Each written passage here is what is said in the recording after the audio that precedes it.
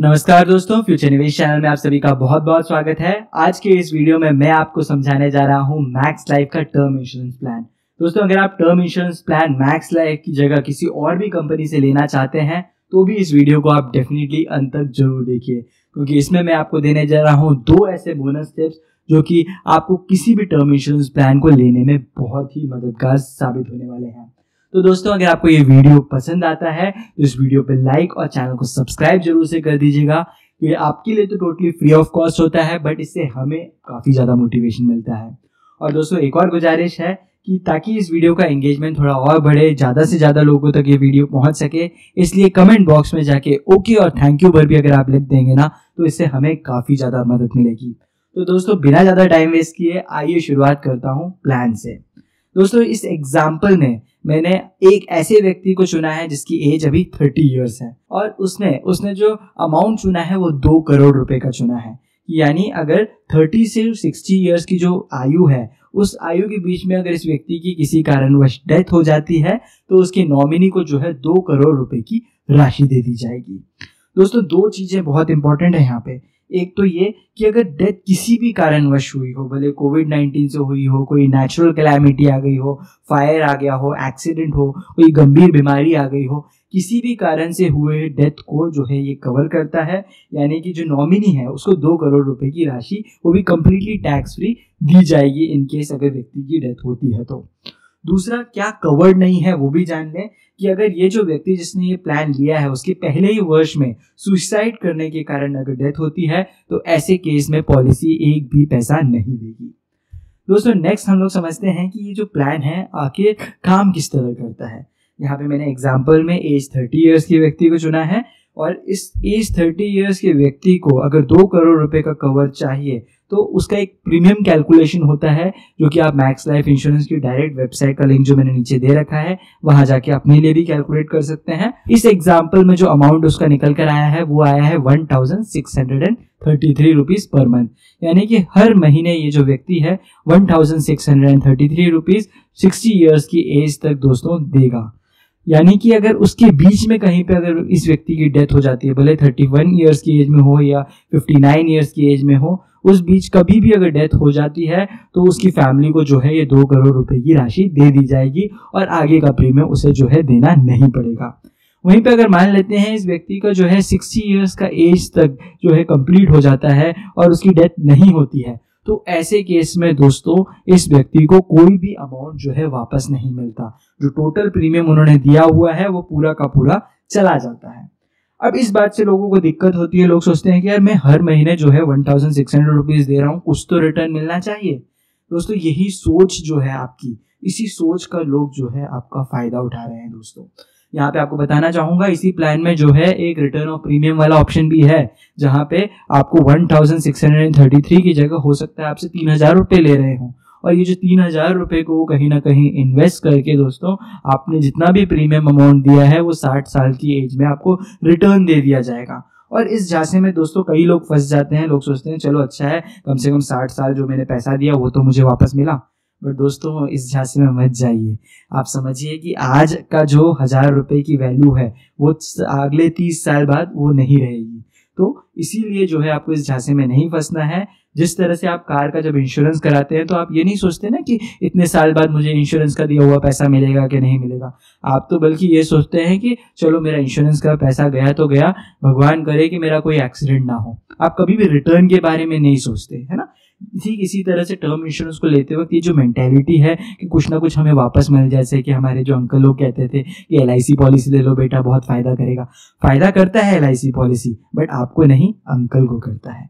तो ये जो चीजें हैं, ये बारीकियां जो हैं, ये अगर आपकी क्लैरिटी में आ गई ना तो दोस्तों आपको कोई भी जो है उल्लू नहीं बना पाएगा। मैं ये आपको गारंटी के साथ कह सकता हूँ। दूसरा दोस्तों, आपको बता दूं कि जब भी आप इस तरह के प्लान में जाते हैं तो एक चीज और आती है कि वो आपको कहेंगे कि दोस्तों कि रेगुलर प्लान मत लीजिए, रेगुलर प्लान में नुकसान है। ये जो टोटल प्रीमियम आप जो है 30 साल में देने जा रहे हैं वो जो है आप 5 साल में ही दे दीजिए। बिल्कुल भी आपको इसमें नहीं फंसना है। क्यों नहीं फंसना है? वो आपको कहेंगे कि अगर आप 5 साल में देते हैं तो आपको कम प्रीमियम देना पड़ेगा। नहीं, हमें नहीं देना कम प्रीमियम। हम जो है हर साल एक नियमित रूप से जो है प्रीमियम देते रहेंगे और उसी में हमारा फायदा है दोस्तों। क्योंकि अगर 1600 रुपीज़ की बात करूँ, हो सकता है कि आज के डेट में 1600 रुपीज़ की वैल्यू हो, बट आज से के 10 साल बाद 1600 उतना बड़ा अमाउंट लगेगा? नहीं लगेगा। 160 रुपये जैसा आप देते हैं वैसा लगेगा। तो वो आपके लिए ज़्यादा फायदेमंद है, क्योंकि आपकी अर्निंग कैपेसिटी तब तक बढ़ चुकी होगी। और यहाँ पे आपको जो है आपकी जो इन्वेस्टमेंट करने वाले जो पैसे होते हैं उसमें से एक बड़ा अमाउंट आपको इंश्योरेंस में इन्वेस्ट नहीं करना है दोस्तों। नेक्स्ट दोस्तों आपको बता देता हूँ कि मैक्स लाइफ के कुछ क्या क्या फ़ायदे होते हैं। 99.5% का क्लेम रेशियो है, यानी कि 100 में से 99.5 लोगों को जो है क्लेम मिला है, जिनने भी ये इंश्योरेंस पॉलिसी ली है। और अगर उनकी डेथ हुई है तो 99.5% लोगों को उन्होंने क्लेम दिया है। इनके पास एक 24 आवर्स क्लेम सेटलमेंट वाला ऑप्शन भी है। हालांकि बट रियलिटी ये है कि 24 आवर्स में कोई क्लेम सेटलमेंट होता नहीं है। हफ्ते लग जाते हैं, 2 हफ्ते लग जाते हैं, 1 महीना लग जाता है, बट सेटलमेंट हो जाता है। ये मैंने जनरली देखा है। तो इस तरह के मार्केटिंग गिमिक्स में भी आप मत फंसे। बट एक चीज़ अच्छा है ना कि चलो 24 आवर्स नहीं, कम से 1 महीने बाद भी अगर पैसे मिले तो मिलना इंपॉर्टेंट है। क्लेम रिजेक्ट होना जो है वो मुश्किल लगता है मुझे। दूसरा दोस्तों 30 डेज का इन्होंने यहाँ पे इजी रिफंड बताया हुआ है। ये आप समझिए कि फ्री लुक पीरियड जो है इस पॉलिसी में नहीं, बल्कि जितनी भी इंश्योरेंस पॉलिसी है, जो अंकल आपको LIC प्लान बेच के जाते हैं उसमें भी है। अगर आपके अंकल आपको कहते हैं कि बेटा अब तो आपने पैसे दे दिए, अब वापस नहीं होंगे, तो वो गलत है। IRDA के नियम ये कहते हैं कि 30 दिन का टाइम होता है किसी भी व्यक्ति के पास कोई भी प्लान लेने के बाद, कि अगर वो चाहे तो उसे रिटर्न कर सकता है और अपने पैसे ले सकता है। हालांकि केवल डिफरेंस इतना आएगा कि अगर उन्होंने आपका मेडिकल कराया होगा तो मेडिकल का जो पैसा है वो आपसे कट हो जाएगा, बाकी का अमाउंट दोस्तों आपको रिफंड किया जाएगा। दोस्तों ऐसे बेनिफिट्स हैं जो कि खास तौर से इस प्लान के साथ आते हैं। एक तो है अर्ली पे out on terminal illness. Early पे आउट ऑन टर्मिनल इलनेस का मतलब ये है कि दोस्तों अगर आपको कोई भी ऐसी गंभीर बीमारी डिटेक्ट हो जाती है, भले ही आप जीवित रहते हो, तो ऐसे केस में दोस्तों आपका जो टोटल लाइफ इंश्योरेंस कवर का अमाउंट है आपकी डेथ से पहले ही आपको मिल जाएगा, ताकि आप उस अमाउंट को दोस्तों यूज़ करके जो भी वो टर्मिनल इलनेस है उसका इलाज कर सकें। वहीं पे अगर हम दोस्तों ये जो अमाउंट है टोटल 2 करोड़ रुपीस की तक आता है, तो ये जो टर्मिनल इलनेस का जो अर्ली पे आउट है वो केवल 1 करोड़ का मिलेगा, बाकी का अमाउंट जो है अपॉन डेथ ही रिलीज किया जाएगा। दूसरा दोस्तों है get your premium back for free. अगर मान लेते हैं दोस्तों कि अगर आप ऐसे कोई प्लान में जाते हैं जहाँ पे आपको प्रीमियम यानी कि रिटर्न ऑफ प्रीमियम वाले ऑप्शन के साथ अगर आप जाते हैं, तो ऐसे में दोस्तों ये होगा कि अगर मान लेते हैं कि आपने 70 ईयर्स या 70 ईयर्स के आगे तक के एज तक का प्लान लिया है, उसमें आपने रिटर्न ऑफ प्रीमियम वाले ऑप्शन को भी चुना है, तो जब उस एज तक जितना आपने प्रीमियम दिया है वो आपको जो है रिटर्न कर दिया जाएगा। तो ऐसे दोस्तों ऐसे वाले प्लान में भी आपको नहीं जाना है। क्यों नहीं जाना उसका भी रीज़न बता देता हूँ कि अगर मान लेते हैं आज से 70 साल बाद या फिर 40 साल बाद अगर आपको 1 करोड़ रुपए की राशि दी जाए तो वो आपके कोई काम नहीं आने वाली है। दूसरी बात यह है कि 70 साल की उम्र में आपके जो पैसे हैं ये हो सकता है आपके पोतों तक जाएं, और आपके जो पोते हैं उनको 1 करोड़ रुपए की उतनी वैल्यू नहीं रहेगी, क्योंकि आप खुद देखिए कि जिस तरह से जो है इन्फ्लेशन बढ़ रहा है, 1 करोड़ रुपए की उस समय उतनी बड़ी वैल्यू नहीं रहेगी। दूसरा दोस्तों कुछ ऐसे बेनिफिट्स हैं जो कि इस प्लान में अवेलेबल होते हैं, जो कि आपको एक्स्ट्रा पैसे देने पे मिलते हैं।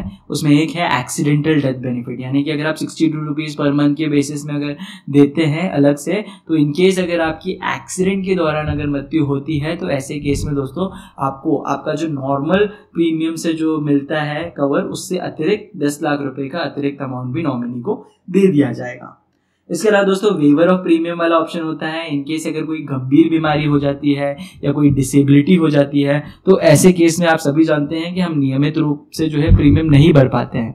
तो ऐसे केस में दोस्तों क्या होगा कि जो प्रीमियम आगे के होंगे उस पर छूट मिल जाएगी आपको। जैसे अगर कोई गंभीर बीमारी या एक्सीडेंटल डिसेबिलिटी होती है तो आगे के प्रीमियम नहीं देने होंगे, प्लान उसी तरह से कंटिन्यू रहेगा, और अगर इनकेस डेथ होती है तो उस समय जो भी अमाउंट आपने प्लान में खरीदा हुआ है वो आपको दे दिया जाएगा।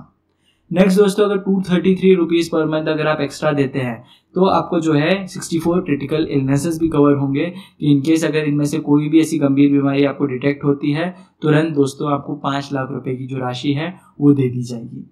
आपको बताना चाहूँगा दोस्तों कि ये जो अमाउंट यहाँ पे दिया हुआ है एग्जैक्टली उतने ही अमाउंट पे आपको ये मिले जरूरी नहीं है। ये हमने एक एग्जांपल लिया है जहाँ पे हमने 30 साल के व्यक्ति को कंसिडर किया है, इसलिए ये वैल्यूज यहाँ पे निकल कर आई हैं।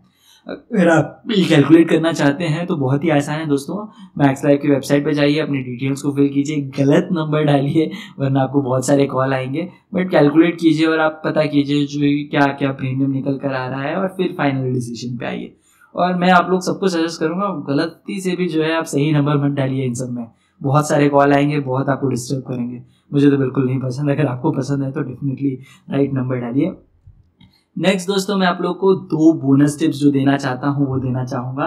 पहला बोनस टिप तो दोस्तों ये रहेगा कि गलती से भी दोस्तों आपको ये लिमिटेड वाला जो प्लान है वो नहीं लेना है कि 5 ईयर्स में ही आपने जो है सारे के सारे प्रीमियम भर देने हैं। इसमें होगा ये दोस्तों कि आपको बहुत भारी लॉस होगा कि 5 साल में आप जितना भी आपका सेविंग है, जो अमाउंट आपको प्रॉपरली इन्वेस्ट करना चाहिए, वो अमाउंट आप जो है यहाँ पे प्रीमियम भरने में लगा दोगे।